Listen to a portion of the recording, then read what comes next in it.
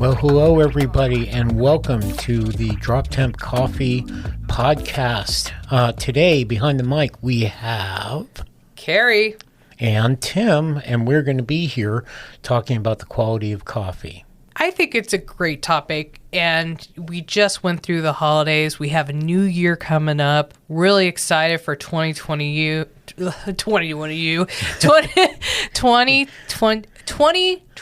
Oh, good Lord, my tongue is twisted. Basically, we're moving on into a new year. It's exciting changes that are happening with Drop Temp that's going on.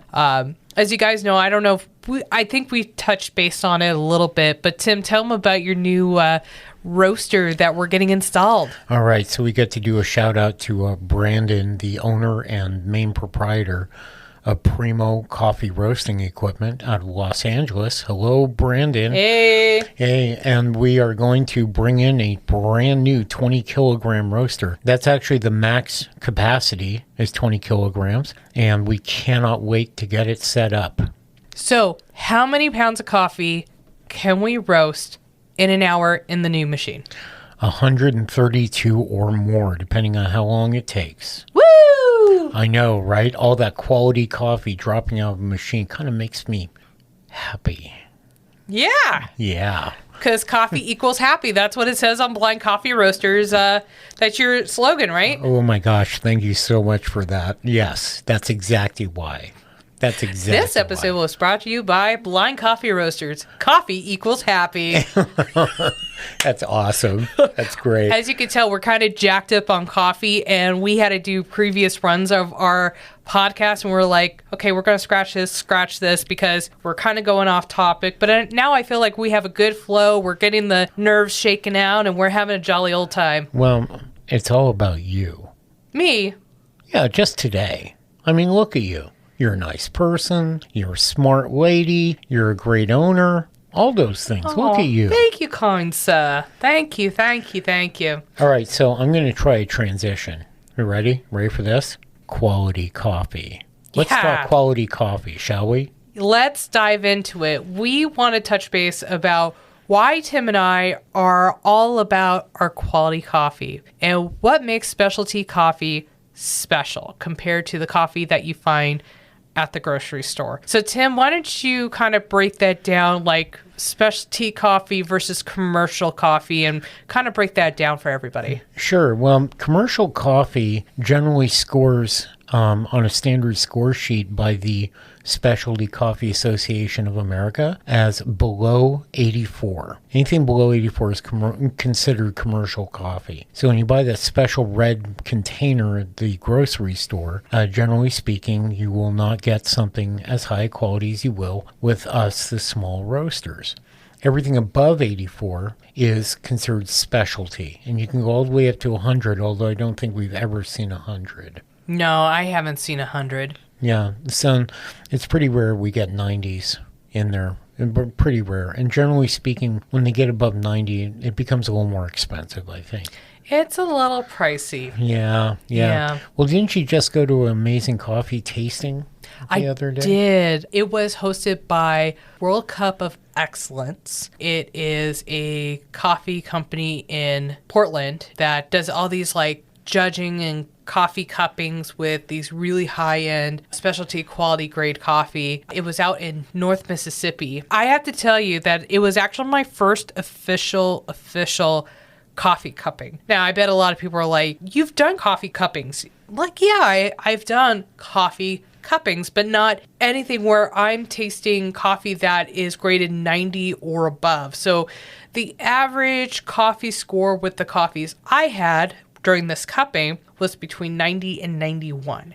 And boy, it was such an experience. My tongue was tickling. It was a really amazing experience, and I had really amazing food to go along with it. So if there's another coffee cupping that's going to be happening, I'd love to host that or love to attend another one. I think that's great. Coffee cuppings are a little official, and that's why I generally talk about my own experience as tastings. I'd rather call it a tasting. The reality is that they pay people big money to be quality graders or Q graders. Yeah, let's go ahead and dive into quality graders. Yeah, go hit it. Yeah. So quality graders are folks who go through vigorous training. And so what their job is to do is they inspect the beans, they cup the coffees, and they grade the coffees based on the different things that they inspect when it comes to the green coffee quality and what they cup at the table. If that coffee meets the specialty grade standard, then they're able to sell it and it can go to its destination, like coming here to the US. And us as coffee roasters, we would be able to try those coffees. And if we enjoy it, then we pass it on to the consumers and say, hey, this is a rockin' coffee. This was graded at an 86.4. It is amazing. Now, we don't really tell the customers it's 86.4 unless they know about the grading system. But we can tell them, hey, we have an amazing high grade coffee. You're going to taste notes of red berries, apples, pears, whatever the case may be. Really nice bodied coffee. You're going to enjoy it. And a lot of times when I suggest coffee to my customers, I ask questions. And I know you do the same thing. So if a customer says, hey, I'm looking for a coffee, I'm not sure what I'm looking for, I ask them, what exactly do you want it to taste? Some people are very, very, very specific on what they want to taste. And some customers are just like, I want something that tastes like coffee. You know, it's funny. I get a lot of questions about tasting of coffee, and most of those things I can answer. But I think most coffee drinkers might come into two separate headings. I think there's the coffee snob and the coffee nerd. Now, snobs, generally speaking, want the exact same flavor every single time. No change. They want a consistency. All the time. Mm-hmm. And generally speaking, they don't like going out of that. It's way out of their comfort zone.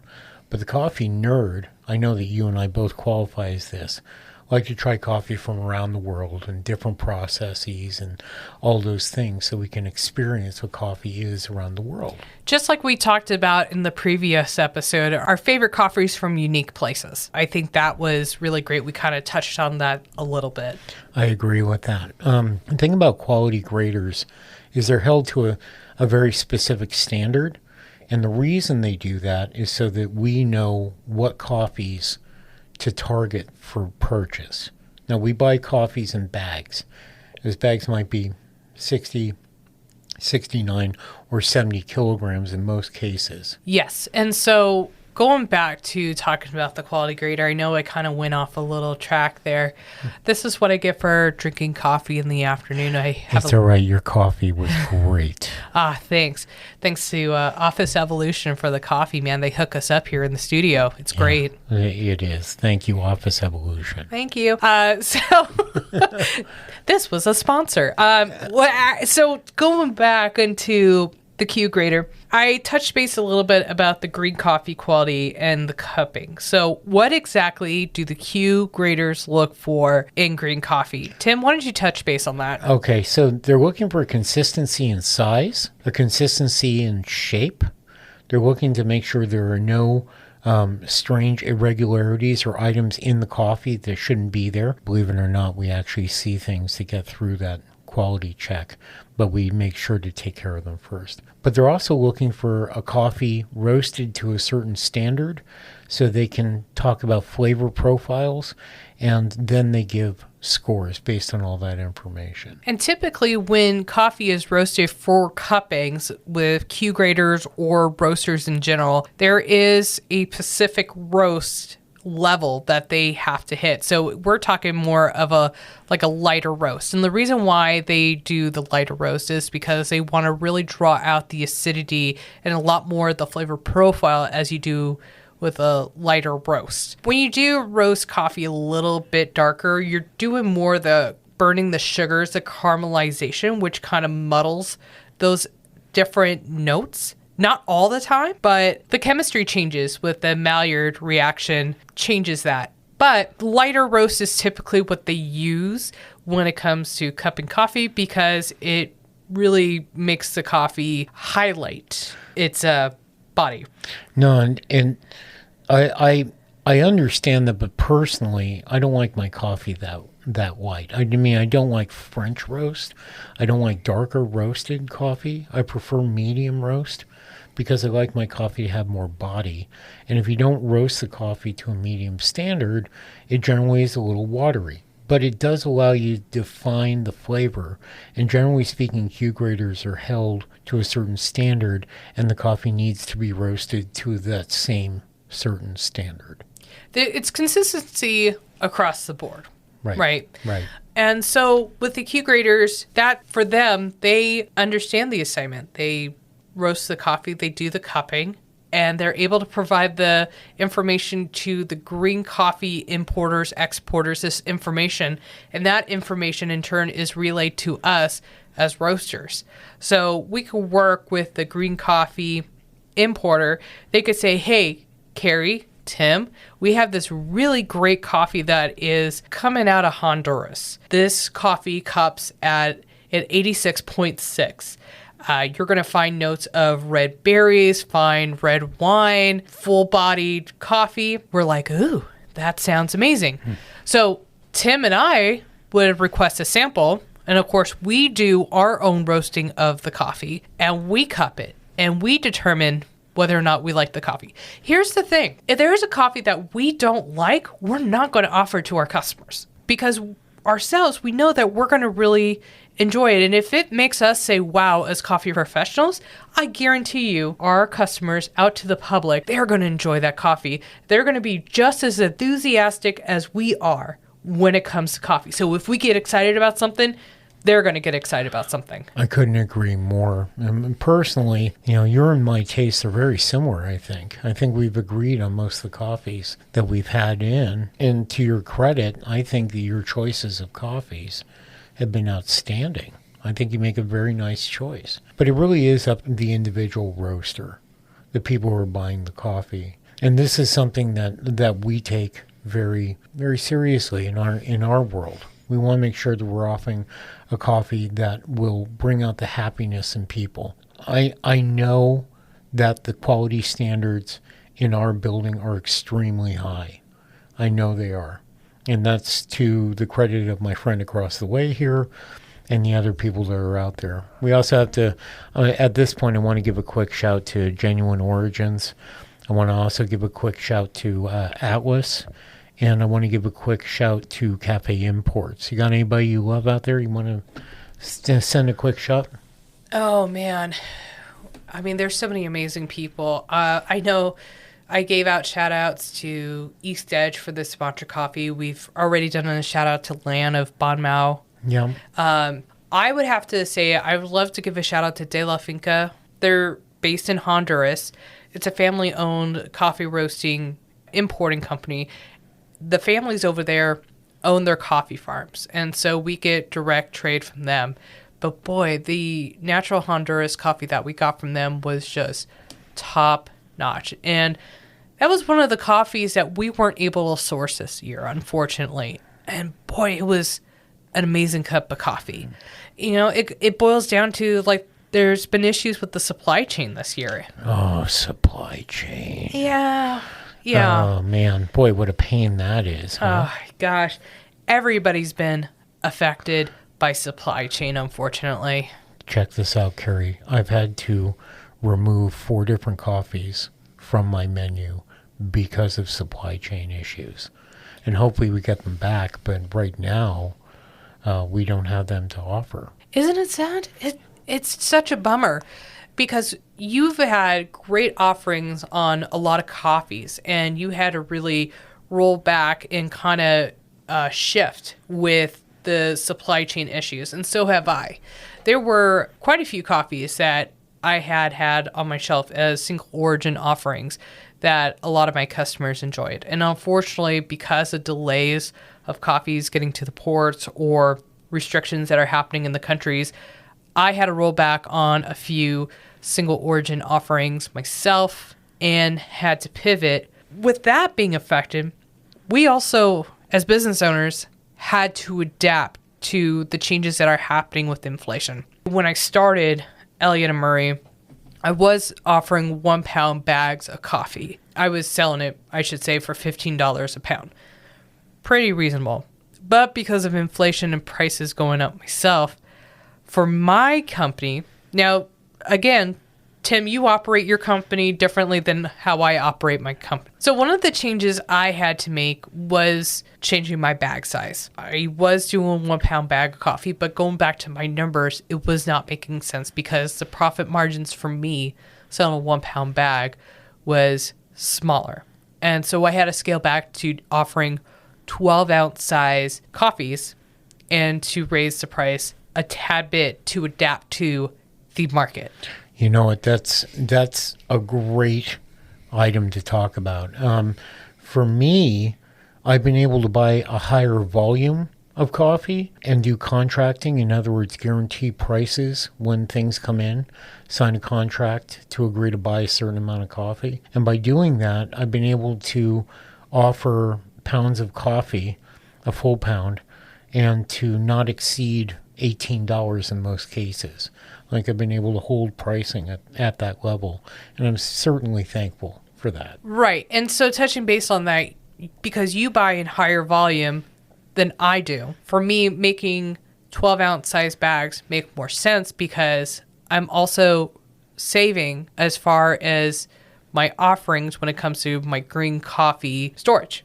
And so I have a certain inventory, a certain supply of green coffee. By offering 12-ounce size instead of 1 pound, that actually helps reserve my inventory. Yeah, this subject has come up a number of times this last year. And I really like a 1 pound bag. I prefer to keep it there. But I'll tell you, if the average price goes up and we have to charge more than 20, I'm going to have to change that. That's unnecessary. I agree with you completely. The idea is to be able to hold inventory so that you can offer a consistent product. Yeah, and that's exactly it. You know, I still do offer 1 pound bags of coffee, but I'm a little bit more than $18 a pound.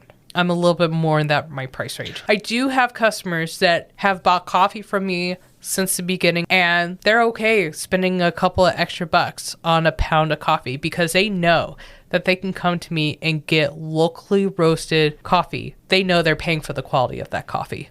I think that's something that surprises a lot of people. There is such a wide variety of quality in coffees. I think it's important to depend on your Q graders. Those people are seriously well trained. They spend a lot of time getting to know the differences of flavors and qualities. And without their guidance, I think we'd kind of be stuck. We wouldn't know what we're buying.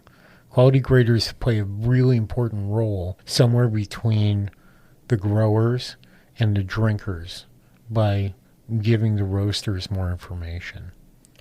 And I like the fact that I can work with green coffee importers that have sustainability programs and being able to support the farmers. I think that's really, as a roaster, I have started learning and educating myself on is transparency from, paying farmers a fair wage of coffee. Because I tell people, I said, look, because you're paying a premium for this coffee, you also have to think about the farmers that are out in the coffee fields, between 12 to 18 hours, busting their butt, picking each individual cherry off the tree. It's the worst job. Picking coffee cherries is a terrible, painful experience. I've been in a couple of different farms to do that, and honestly, those people do not get paid enough. And because we're representing countries all over the world, we want to make sure that we have a completely traceable product. In other words, we try to buy direct from farm. Yes. Right? Direct trade, which ends up paying workers the best, generally. Then we try to go with fair trade. And fair trade's maybe not quite as good when you pay somebody because they spread out the money evenly over a number of different growers or farmers. I like direct trade whenever possible. Personally, I like to do coffee that way myself. And I think with direct trade, not only that you're paying a little bit more for great coffees and supporting the farmers and what have you, but you're also creating a relationship directly to the farmer. and you're getting to learn more about their history, how they started their farms, and getting to understand their family, and really getting the whole picture of what it is like, understanding that culture, that history behind that micro lot of coffee. Yep. Now, micro lot generally means that there's a limited number of bags, and that really, micro lot is kind of one of those phrases that has a couple of different meanings. Usually it means there's less than 50 bags of coffee coming out of a particular farm for that lot, generally. I like micro lot coffees, especially because you'll get a higher quality of coffee in that. But those guys have been hit so hard by supply chain. Supply chain. I don't know about you, but the amount of coffee I haven't been able to carry on my menu has been painful. And even in 2020, in the middle of COVID disaster, we were able to get a bigger supply of coffee. Man, I can't wait to get back to where we can get the coffee we want. I definitely want to be in that spot as well. I want to be able to offer a variety of different coffees and get back to that. For me, I really never knew the coffee industry pre-pandemic, because when I opened my Elliott & Murray, I opened it in August of 2019 and only worked an X amount of months. And then boom, the pandemic and shutdowns and all these different things. So for me, as a new coffee roasting business, here I am like almost 3 years into it.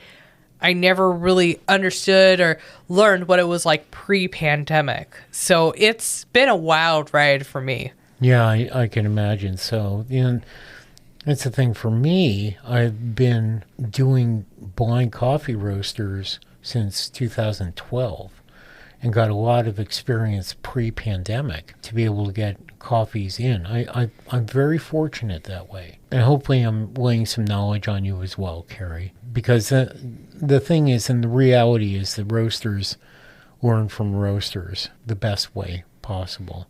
I know I've certainly grown a lot that way. Personally, working with you has been a pleasure, and I can see nothing but improvement from here. I think that this is going to be a fun ride, and I can't wait for 2022 to start and get going. And by the way, everybody, Happy New Year out there, and we hope you guys are safe on New Year's Eve. Thank you, Tim. I appreciate you as a friend, as a co-host on the podcast here. We have nice conversations about coffee, but we talk about beyond coffee. This year has been quite a roller coaster, and Tim and I have been each there for each other through our highs and our lows. I'm looking forward to 2022, seeing what's going to happen. I feel like we're going to have some amazing things happen. We're going to have your new roaster installed, ready to rock and roll. Yep. Drop Temp itself is going to be hosting classes in the near future where we're going to do coffee cuppings, home roasting 101. We have those rolling out sometime in February of 2022. Check out our website and look for the events page and see what we have going on. Well, with that, I want to make sure that people know how to get hold of us. So I'm going to sit and tell them about your site, and you're going to tell them about mine. To find Keri's fantastic coffee, you need to go to elliottmurraycoffee.com, and you can order right online. Murray is spelled with an EY, by the way, but if you type it with the AY, that's okay. And if you're interested in looking at the offerings that Tim currently has on his website, you could check out blindcoffeeroasters.com. Coffee equals happy. Thank you again for that. By the way, Keri, Happy New Year. Happy New Year, Tim. This was a great conversation, and we hope for you to join us on the next episode. If you haven't already, please subscribe to our show. That really, really helps us out with our show in the rankings. And also, drop us a comment. Let us know what you think about the show. If there's any topics that me and Tim to cover, let us know. Also, too, we're accepting donations for the show as well. Please make a contribution on our Anchor FM website. Awesome. Thank you, Keri. Thank you, Tim. And thank you, everybody. Until the next episode.